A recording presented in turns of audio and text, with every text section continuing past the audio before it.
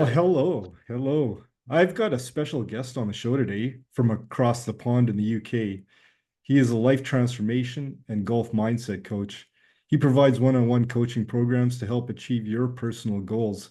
He also runs a very successful podcast called The Positive Golf Mindset. I will include links in the show notes as well. So please welcome Matt Stilwell to the program. Matt, thanks so much for being a guest today. Thank you so much for having me. It's a pleasure, my absolute pleasure. And we talked about this before we started recording that we have tried to get this in the diary, but our schedules haven't quite joined up. So I'm delighted we've been able to do it today. Awesome, awesome. Well, thanks so much again. And I'm going to start you off with a toughie. So please describe what you do and why you do it. Okay. So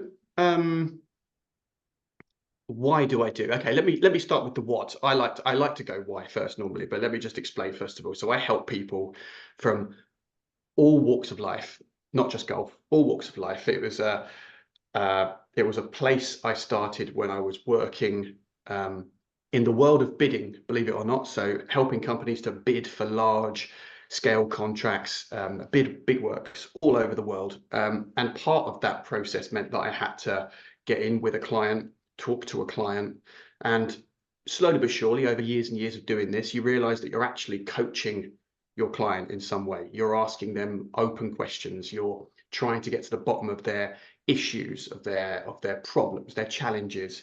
Um, and that was a path that I got very interested in and took courses, and I'm a certified ICF coach, um, and really enjoyed that. Really enjoyed that process of knowing that someone on the end of the line, or the person I'm talking to, actually has those answers in their wheelhouse, and all I'm doing is unpicking and unlocking to get those answers out. And so that was the work side of things. I'm also, as you are, an avid golfer, have been all my life. And the two things just joined up beautifully. I noticed quite quickly, helping people outside of my circle of friends, for example. Once I started to expand that bubble, you start to see that the issues and the challenges that me and my family and my friends are having on the golf course is something that everybody has, and it's not unique to me.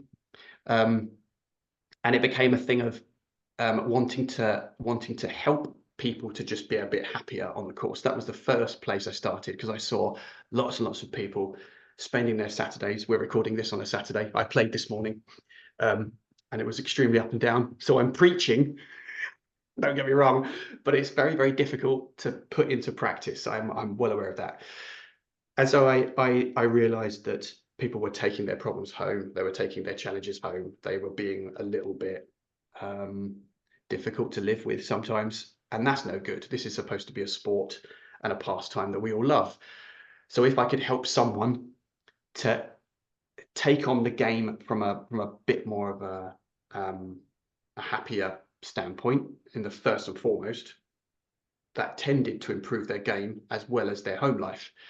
And then the more you dig into it, you could start to actually improve performance through that process. So you could start to get them to think a little quicker in the moment. You could start them to ask themselves the right kinds of questions in the moment, rather than just beating themselves up from a point of anger, normally a point of fear. Normally, they don't want to look like idiots in front of their friends that they're playing with. That's normally where it starts from. So the quicker you can get them to realize that it's just a game, the better. So that was a really long-winded open No, answer, that's but perfect. the rough trajectory of what I've done and what I'm doing is like that. Oh, yeah, that's awesome. That's actually a good segue into my next question. How's your golf game, both scoring and mental? And do you have any specific handicap goals that you're driving towards? Yeah, lovely question. Yes. So you may well know, if you've listened to any of my podcasts and followed my journey, that I do like to keep track of things like stats. I do like to have an understanding and an awareness of where I am in my own development. And I think that stats are a really simple, easy way of doing that. So golf is a game built on stats and numbers, but it's also a game on subjective matter as well. You know, how you putted on the greens doesn't always translate. You may have putted really well, but the ball just hasn't gone down. So there is a bit of a difference there. But I do like to keep stats, and I do like to know where I am. So right now, I'm not playing enough. That is my argument at the moment. So today is a great example. Today was a cup match in our club. I played all right in my free ball, for example. I won in my free ball, which is fine. That's okay. That's a good starting point to think, okay, well, how well am I doing in the club? Um, I'm probably going to be. I'll certainly be top 10 today. The score isn't good enough to win it, so that's a bit disappointing because I do want to win it. I do want to go in and win it, but I never put that much pressure on myself to go and win it. And I'm sitting here now, perfectly happy that I haven't, but with a little tinge of disappointment, specifically on 2 holes. Mm. So drove the ball really well today. I played last week and wasn't driving the ball very well, so that was lovely. That was really, really nice. I took 5% off my swing as a golfer. I think you might be able to relate to that. We sometimes we get over the ball and we're quick and we're anxious and we want to get the ball down the fairway. Whereas I find if I just take 5% off it, just a tiny bit, I tend to get the club a little squarer, tends to hit the ball a little straighter, keep the ball in play. So I was doing that, and then out of the blue, and it really I birdied 2, got a few pars, didn't get enough up and downs today. I'm quite I like getting up and downs. That's my scrambling mode. I like that. I'm getting better at that. But there were 2 holes today, and I'll relive them for you. It was I hit one slightly left. It just turned over in my hands, and it was going towards out of bounds. It hit the tree within out of bounds, came back into the rough. So okay, I've saved one there.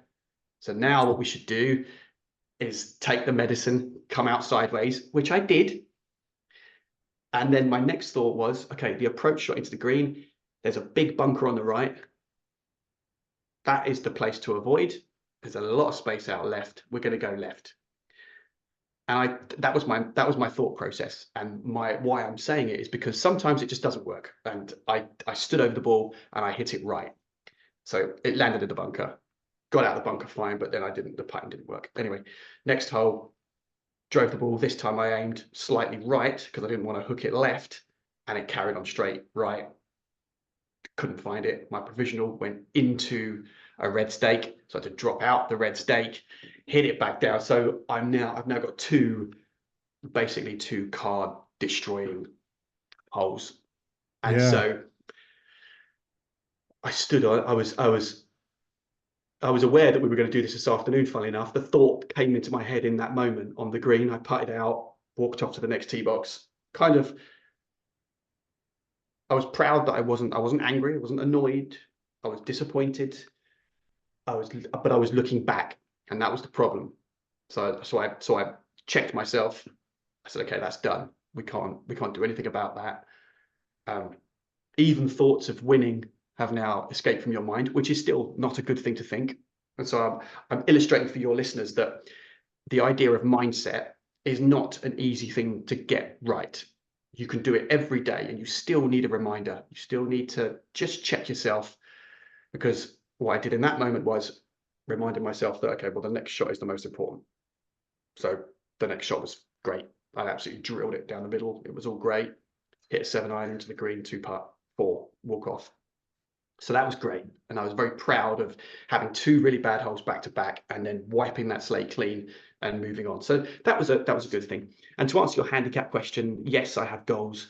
I'm probably not where I want to be. I want to be down at 5. The idea this year was the ultimate goal is to get to 5. I'm not there yet. This year, the plan was to get to 7. I'm currently sitting on 8 and a bit. And I think I can do it. I think the game is there, but like a lot of things, when you get down to this kind of handicap, you do need to scramble well, you do need to score well, and you need to stay in the game. You need to stay in it. So yes, that's where I am. Right. So are you using those stats to help inform what you practice to get from Uh, the 8 to the 5? yes, 100%. Okay. And that's a really important element. Thank you for bringing that up. The stats for me are just they give me a view of the playing field. They give me a view of the dynamic of the whole game.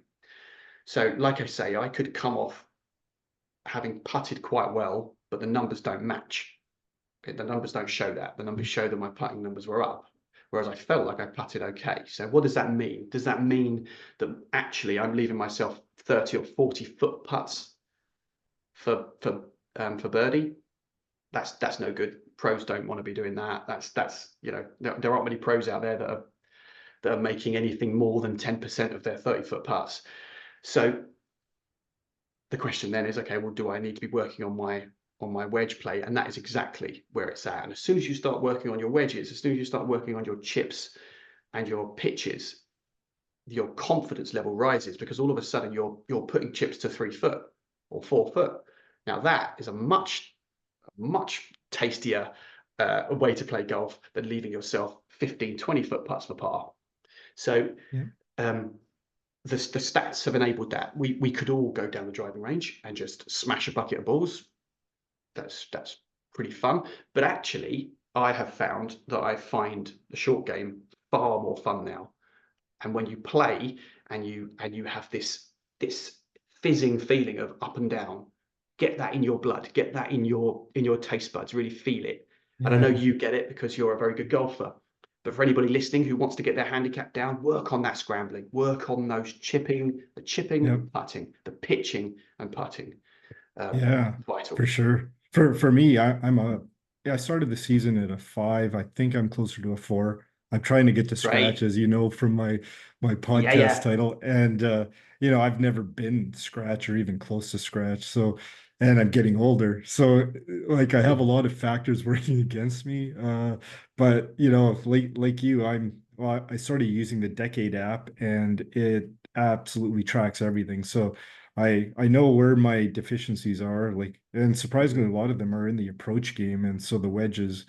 And I don't really make a good effort to practice wedges. I do like you said, I like practicing the short game.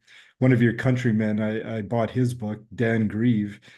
I would Yes. love to see him in person and have him like Oh, just overhaul my game, but my short yeah, game. But we'll have to act him into this podcast because he's brilliant and he's growing in popularity in the UK as well. He's obviously going worldwide, but his book, the 3 releases, yeah, that's I've got that. That's really, really good. Um, and that has revolutionized mine and my brother's and my dad's chipping actually. And not even to the point of necessarily of actually copying exactly the 3 releases, but just having some awareness of, or how hard are you gripping your wedges? If you want a flop shot, if you want to land it soft, yep, are you gripping it tight? Are you gripping it loose? And yeah. you might think it's loose, but how loose? So Yeah, he says those little he's things. yeah, he's never told somebody to actually grip the club tighter in his Yeah, in his in the life. tens of thousands. Yeah. He's never gone that in that direction. So I thought that was quite No, funny. there's no So I need. always think about that and loosening up my grip. Oh, yeah, no, that's excellent. Yeah. So I've never been to the UK to golf, but it's definitely on my bucket list, and I loved watching the Open. It's the best major for me. Now, one of the reasons is I can record it and fast forward through the commercials, but it's really Yeah. watching the weather conditions. In Calgary, we suffer from a lot of wind, cold, rain. Sometimes it even snows on the golf course. And me and my mates, we struggle because of the weather. And Hmm. in the open, the same thing happens. And, Xander, I thought he had the best attitude when it came to the weather conditions, the draw. He didn't complain about any of it. A lot of the players did. I look at Rory's post-round interview, and I think he triple bogeyed the fourth hole or something on his second round, and he basically he packed it in. He just said he was dreaming about his vacation. Yeah. And I Yeah. feel like if he just kind of bared down, made the cut, given the weather conditions on Saturday, he could have been in a position to win this thing. So, Yeah. my question to you is how do you deal with what is your thoughts on attitude in rough weather conditions or just having a rough round period? Yeah. Okay, good question. And yeah, lots and lots of evidence for this. Um, and you touched on it again before we started recording, actually. Um, not to put too fine a point. In my latest episode, there's an element in there about uh, the idea of choice and the idea of challenge. And I think what separates the likes of Xander, as you said, and Scotty is that they seem to enjoy the challenge. And this was something that Jordan Spieth used to do, if you remember. It just looked Mhm. like when he came out at the Open, he wasn't quite so great this time, but that's golf. A couple of years ago, he would be. It just looked like he was enjoying it, even though it was hard. It looked like he was. He wanted to show off. He wanted to show off his skills. He wanted to show you that he can do different things. He's not just a bomber. He can plot his way around a golf course. He can find those intricate shots. He can be kind of innovative, creative, and let go of it. And I always get that vibe. And this is the first time I've had that vibe from Xander after this. I felt like he was actually enjoying it and like he was thriving in the elements and really going for it, because everyone is in the same boat. And I think what people forget is that when you're all playing on the golf course, I get the idea of the draw, and that at certain parts of the day it was a little bit um, quieter, or it was less wind, it was less rain, and in certain parts of the day it's worse. But everybody is basically playing on the same conditions, and for you to kind of go, oh, it's not fair. I think you know that's the beginning of the end for a lot of players. And I won't say any names. I experienced it today uh, within my group and within other groups. There were one or two who just didn't bother finishing because they just, and the weather wasn't bad today, by the way. The weather's lovely. I might have actually got a bit of a golfer's tan on my arms and my neck. It was a nice day, uh, but they decided that the challenge wasn't fun anymore. They decided that they weren't enjoying it, and they were getting angry. They were getting upset. And so, what's the point? And in that moment, I get it, and I'm like, okay, well, you're not enjoying it. I do understand now the idea of just walking away, but I would love to get people to the point where that doesn't come, Yeah. where uh, that feeling of I just got to throw this away. This is horrible. I hate it. Doesn't actually get there. Yeah. Try to enjoy it. Try to enjoy the challenge is what I'm saying. And I know how hard that is. Don't get me wrong. Yeah. Now, Um, yes. I mean, speaking of that, how do you personally deal with your own game when you're playing with somebody like that that's kind of, just doesn't care anymore, or he's throwing his clubs or swearing? Like, how do you, like, I find that I'll get paired up with random folks that do that, and it sort of impacts my game. So do you have any techniques that you use there? I do, yes. And it is when I'm playing with my friends or my family and stuff, I am a very, very sociable kind of golfer.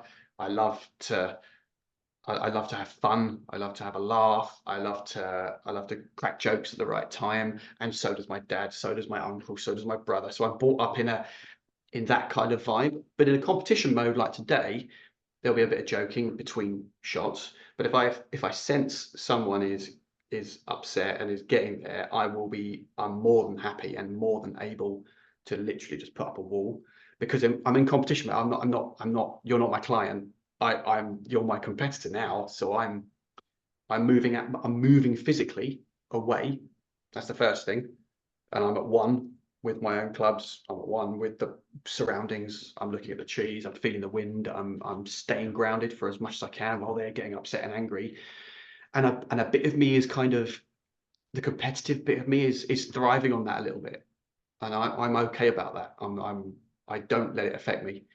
Um, Funnily enough, it affects me more if it's my friends and we're in a fun game. I get more sucked into their negative energy if it's that. Whereas in a Uh, competition, I'm quite easily able just to grab and take and go and put myself somewhere else, physically and emotionally, uh, and not get sucked into it. Oh, okay. No, that's great. That kind of leads in, yeah, into one of my questions about like golf is a grind, especially if you're trying to shoot a good round. It's almost impossible to focus for, 5 hours. So it sounds like you maybe look at the trees, look at the look at the sky, whatever, just to basically disconnect for a while. Is that But it safe to is say? exactly that. And I would say that there's also one or two things to remember. It's a good idea to try not to do as well. And that is, I've noticed players grabbing their phones on the course. Um, and so staying in the moment is obviously very, very important. But as you've rightly said, doing that for 5 hours, 4 hours is, I would say, almost impossible. And you can hear it if you go to the Open, or you go to a major or any event really, and you watch the professionals. You can hear them between shots. They'll be talking about cars. They'll be talking about where they're going on holiday. They'll be talking about, did you watch the game last night? Oh yeah, I can't believe they got beat by whoever. Mhm. And then they shut up and they get in their zone and they stay focused for that little window, and then they come out of it again. Well, I hope everyone's enjoyed the exceptional content from Matt Stilwell of the Positive Golf Mindset on part one. I look forward to part two, where we talk more about pre-shot routine, how to deal with anxiety on the golf course, and much more. I would like to really thank Matt for taking the time to be on our show. And as I said, I will include all of his information in the show notes on the podcast as well as on YouTube. So until next time, have a great time on the links.